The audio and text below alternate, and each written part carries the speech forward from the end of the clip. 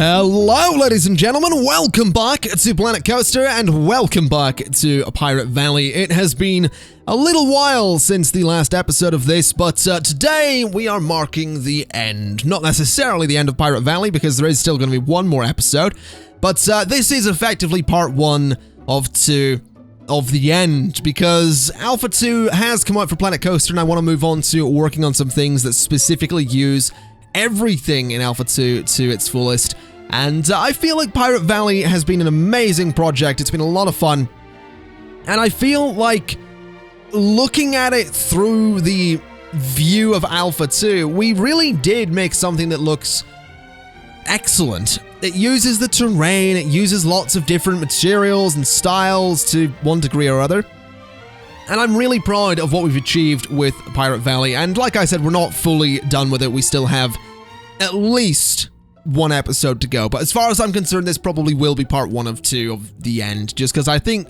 15 parts is probably a good number of parts to wrap things up. Anyway, moving on. Let's actually talk about the episode we're doing today. As you can see, we're spending a bunch of time on terrain editing, which is a feature from Alpha 2 of Planet Coaster, if you weren't aware. It came out quite recently. I think it was May 27th. Might have been. I think it was the 27th.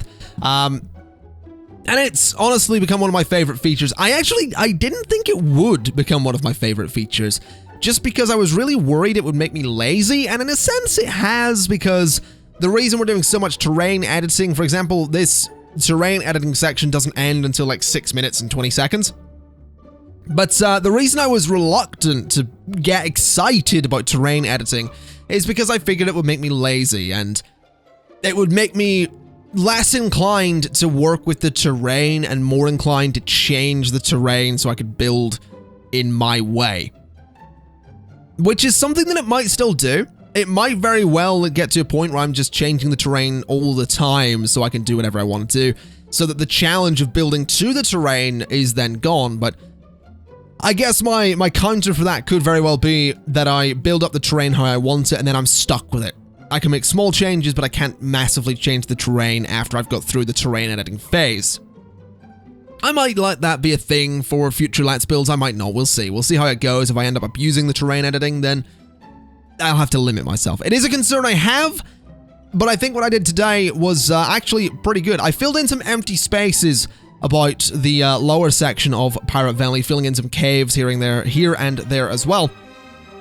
And I'm really pleased with it. I think what I did with, making the mountains look all rocky and rugged, and it's just a bit of a mess of a mountain, really. It doesn't look like it's a flat slope or anything. It does look like a treacherous mountain.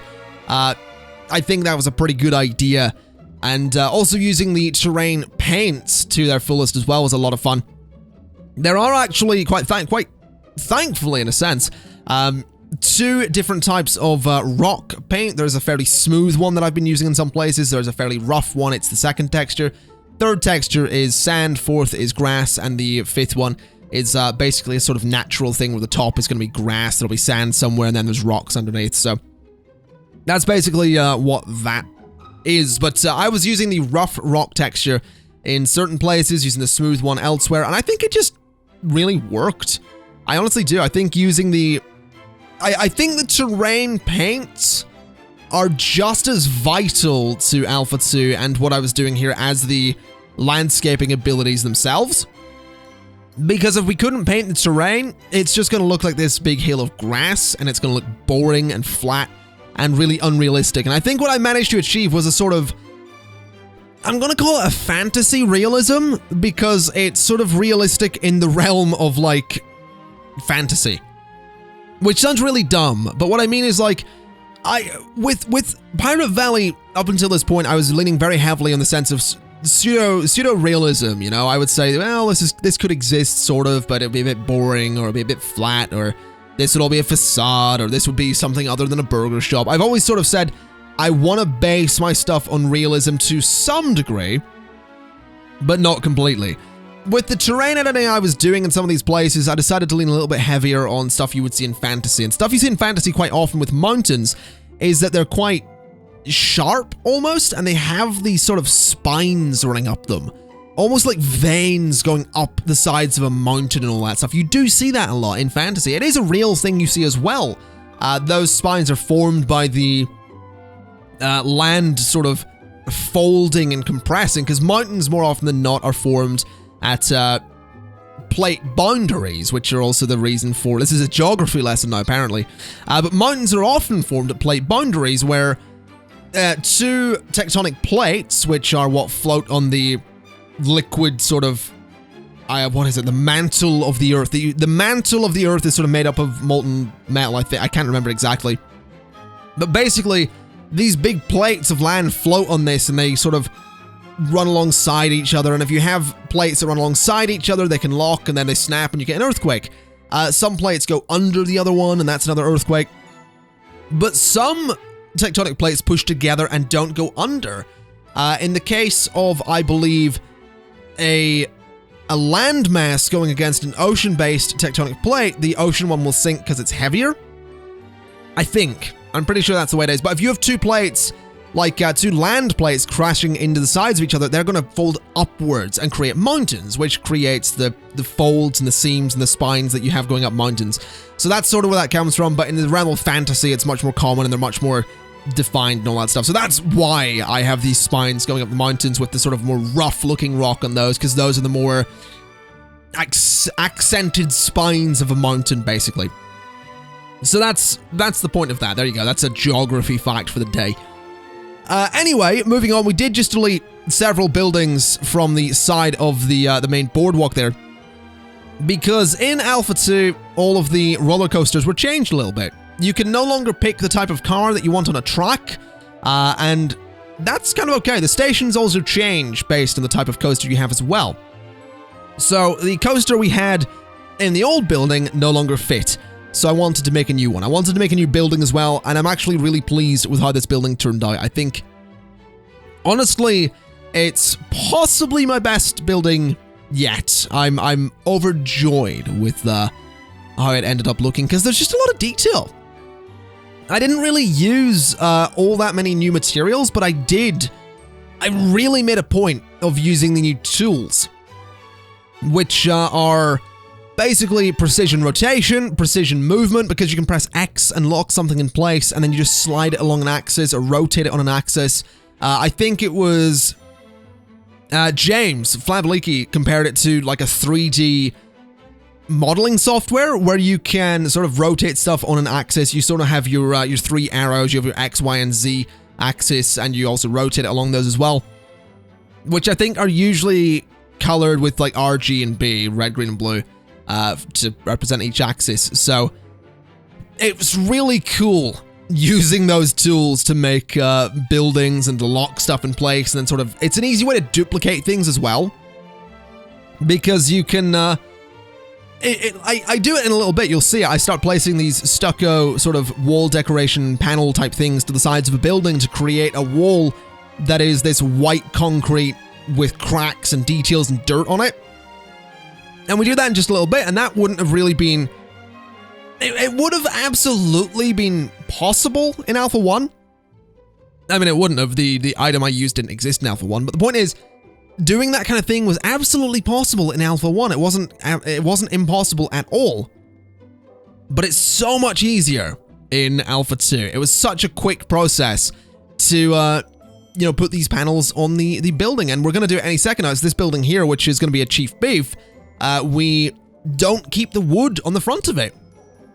And that's okay, because it's a new look for this area. And I think that's something that this area of Pirate Valley really needed, because we've been leaning very heavily on the stucco and the tans and the sort of very, I guess all the colors of this area sort of go from very light tan to very dark brown.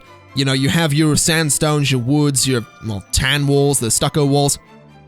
You know, everything is very similar in the colors that we go with. So this right here, as you can see, the white with the sort of bars along it, the lines along it, is just a fresh facade for a building in this area, and I'm really pleased with it. I think it looks absolutely excellent. I also decided to add a skull and crossbones to the front of the building with some flames coming out of its eyes, because I really wanted an excuse to, one, have a big skull and crossbones, And 2, I really wanted flames coming out of its eyes. I really wanted an excuse to use some VFX. And I do end up using some a little bit later on as well. I have some chimneys on these buildings, and I think it looks absolutely excellent. I'm also not entirely sure if I ever wind up changing the cannons at the bottom of the waterfall. I think the waterfall still uses the cannon trick for the spray, which I might keep because the cannons are a little bit less predictable than the VFX. Well, they're not really. I'm just a little bit lazy. Speaking of the waterfall, I find it really interesting that the previous episode was all this sort of terrain editing with rocks, and before terrain editing was actually supported. And then this episode is like, hey, here's full terrain editing. In case you're wondering, we're not going to be going back to tear out the waterfall and replace it with actual edited terrain. Primarily because I really like the waterfall as it is. And secondly, because it will take a really long time to do that because it's not considered a building. Each individual rock would have to be deleted, clicked on, and then deleted, which would take a little while. So I don't really want to do that. I like the waterfall. I think it's got a bit of charm. I think it is a nice sort of sign that this park was started before Alpha 2. And that's something I'm really happy with. Looking at this park through the view of Alpha 2 is just, it's nice, we achieved something kind of cool here. I'm actually really pleased with how this park turned out, and hopefully you are as well. I think I've learned a lot through building this. I think I'm better at Planet Coaster because of this park, and I'm really excited to see what we do next, be that a full Let's Build project, or be that whatever, smaller 1 or 2 part episodes. I don't know, 2-part projects, I don't know. We'll see what we do. I'm just excited for the future of Planet Coaster. I really am. But what are we doing at the moment? Anyway, what was that? What are we doing at the moment anyway? I don't know what that sentence was. I'm sorry.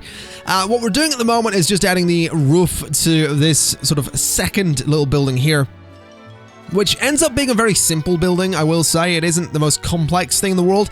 This isn't the building I'm most proud of, by the way. I'm not making a big deal of this thing, because it is quite simple. I do really enjoy the sort of, the almost like tower thing going on with it, because it doesn't look all that supported. It's got like these really small bits of wood sort of holding it up, and it looks like just it looks like a mess. It does. It looks like an absolute mess, but it looks piratey. I added in these hanging lights. I added in a skull. I added in a ladder. I added in some seaweed. And we have all these different types of wood and different materials, and I just think it worked. And I think that's something I'm actually kind of sad I haven't played around with a bit more. I guess looking back, I was a little bit afraid to play around with too many different materials in case it didn't look piratey, but what's actually wound up happening is that me playing around with all of these different materials and all these different types of things, you have your very clean woods, you have your darker, dirtier woods, you have your stucco, you have your sandstone, you have these almost Mediterranean tiles on the roof, you have this very sort of iron-looking beam pillar thing coming out of the roof to act as a chimney. I think it all came together to make something that does legitimately look quite pirate-like. I think the fact that the building looks like it could sort of fall down at any time, I think it's a success. I really do. I think I've done a pretty reasonable job here. I'm honestly really pleased with it. And I'm pretty sure I'm about to make a small change to the top of the building, because I wanted to play around with this, with those windows there and sink them in to get some different textures on there. But I ended up going with putting stucco behind there, and then I added in more of the white paneling because I just thought it really worked. And I do. I really do enjoy how that paneling looks. Anyway, back to the main building here. I do want to mention, by the way, I don't finish the entire building this episode. There's still some details to go on the back of it. The reason that I don't finish the entire building this episode is actually quite simply because it took a really long bloody time. This is the longest I've sat down to record an episode of Pirate Valley for. It was 5.5 hours, which is a long time for me. They usually take about 3. This one took almost 6. So yeah, I think, for one, I think it shows. I think spending more time on it has been a really good move for what we end up with here. I'm honestly beyond pleased with the outcome here. But yeah, it was a bit of a lengthy process, and yeah, it may, if I end up taking that amount of time with the next episode, it'll be a couple of days before the next one's out, because it does take a little while, and I have a lot of other things to record as well, and we're getting new internet in the office on June 6th, and we've got the big 16-hour live stream on June 4th, so forgive me if the next episode isn't necessarily, you know, the most on time, shall we say. So what I'm doing at the moment, by the way, this was something I saw Silverette do. He made some sort of steampunk train station thing for, I believe it was the Bone Shaker, he called his coaster. And it looked absolutely incredible. He had this big domed, this big arched glass roof on it, and I was just sort of playing around with the idea that I could maybe do that here, but then I was playing around with it just for the sake of playing around with it, honestly. I wasn't necessarily considering adding this big glass roof to a piratey building, because it wouldn't really make sense. But, you know, it kind of works. Anyway, I apparently have stopped moving. Interesting. What was I doing here? Because this not moving thing goes on for another few seconds, and apparently I cut the recording and then started the recording later. I should probably cut that, but I'm gonna leave it in. There you go. I'm not really sure what I was doing there, but some things have changed. Look at this. We've got the makings of a tower on the top of our main building here, and this is something I'm quite pleased with. I think the tower is it's somewhat simple. It's not the most complex or extravagant or exciting thing you've ever seen in Planet Coaster, but I'm happy with it. I had this sort of flame pit to the top of it. I had some pillars and I put a roof on it. And then it's just a case of adding some detailing and making it look interesting and beautiful and nice and excellent and all that stuff. And I think I do. I really, really do think the end result for this tower is quite nice. I did decide to use some of the new wall pieces there, the bricks, to sort of block up some of the windows, just because I figured it kind of worked. Basically, I wanted to get that different color in there. I think it's almost quite striking when you look up and see the very red bricks in there. I don't know why, I think it's a nice touch. I really do. I think that contrast of the very bright orange, it's still on the sort of same place of the color spectrum as the browns that we've been using and the tans and all that stuff. It's not too far away from those, which is why I think it's sort of, it does work and I can get away with it. If that was blue, for example, it just wouldn't work. So I think I'd just about get away with it. We'll put it that way. Anyway, I decided here that it would be a kind of cool idea to sort of add in this almost, is it a trellis? I don't know what it's called, but I just thought this kind of, this grid of wood up above the balcony there looked really interesting. So we do end up adding this in. I add some stuff at the end just to accent it a little bit, and then I decide to turn some of the other sections that could be rooftops into balconies, basically. Because, well, why not, for one? And for two, I figure it's something to me that seems very... It seems very piratey, you know? Having lots of different balconies on this sort of mishmash of a building on different levels and all that stuff. I just thought it looked interesting, I guess. I thought it really just looked kind of cool having a balcony there, then we sort of have one on the other side, then you sort of have these walkways. It's not actually a balcony, but you get the idea.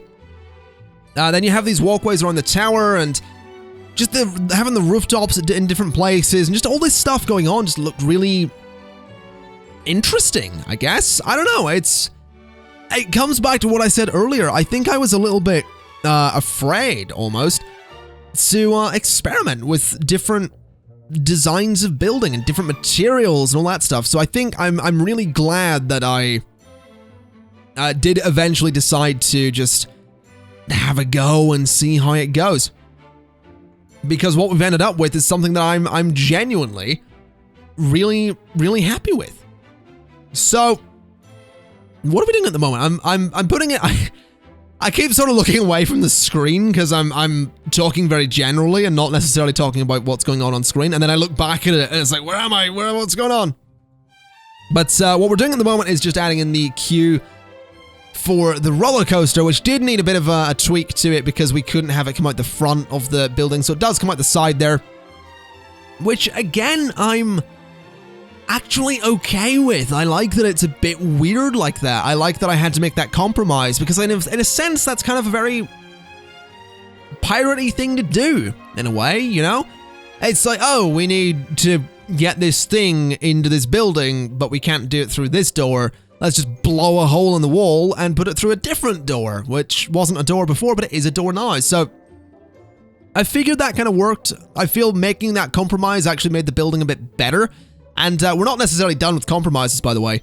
In just a little bit, we're going to be getting to work on the coaster, which I haven't actually filmed a cinematic shot of yet. So I'm probably going to want to do that before rendering this video. There will be one at the end of the video. I just haven't filmed it at the time I'm commentating this, or any of the cinematic shots, actually. So I'm going to assume that they're cool at the end of the video, and we'll go with that. But yeah, we're not quite done with compromises. It turns out the roller coaster I wanted to put in here, whilst it does let me put the coaster in here, it wouldn't actually let me build the tracks in the way that I wanted to build them. I actually had to make some changes to the entrance and exit of the building for the coaster train, which I believe you'll be seeing very soon. I'm not quite sure what other detailing needs to be done in this building. I know I added some wood pillars here and there, but I really don't remember at this point. I recorded this at like... No, when was I recording this? This was like 4 a.m. Or I'll say like 2:30 to 3 a.m. In the office with like a 20-minute walk home at like 4 a.m. looming. So I was having fun, but I was consistently aware of the fact that I was very tired and had to walk home. So that was kind of interesting. Anyway, I believe we're very close to being done with the miscellaneous detail of the building. And should be any... Oh, yes, we're adding in more of these, the panels, which I have fallen in love with, by the way. These panels are just the best thing. They really, really are. Also, yeah, had to move the door there, because the panels were coming through it ever so slightly. And windows. Apparently we needed windows, too. I'm honestly trying to remember what I did here. I'm pretty sure, yeah, I had this guy... This fella in the cage up there, added him to the front of the building because I thought it kind of made sense. Adding in some miscellaneous sort of tables there, and adding in some rocks as well, apparently, to... I told you we'd be playing around with rocks in this episode. I told you they weren't done, even with terrain editing. At least I think I told you. That might have been a scrapped recording. I don't remember. I've been rambling for quite... This is the longest episode of this, I think. But yeah, I've been rambling for... a little bit. Just a little bit. Anyway, like I said, adding in some scenery and rocks and all that stuff, making the area look a little bit more detailed. I will admit, a lot of this is to hide the fact that the building isn't all that detailed on the back. But there you go, as you can see, the coaster will not let me place the track out there because of, I think it was actually because of the tunnel that I had there, but I had to basically strip out a hell of a lot of the thing there, but fortunately we did end up getting the coaster coming out, and I decided to use some of the drive wheels to bring it out of the building and then put it on a chain lift. And effectively this coaster sort of follows a very similar path to the other one. This one doesn't actually loop around the mountain in the way that the previous one did. It is also significantly less exciting. It is a much, much, much slower roller coaster, which is a bit of a shame. I could have used the hydraulic launch coaster, but I didn't because the coaster style, the type of car, just didn't look right. This one sort of works. It's a very bland and simple roller coaster.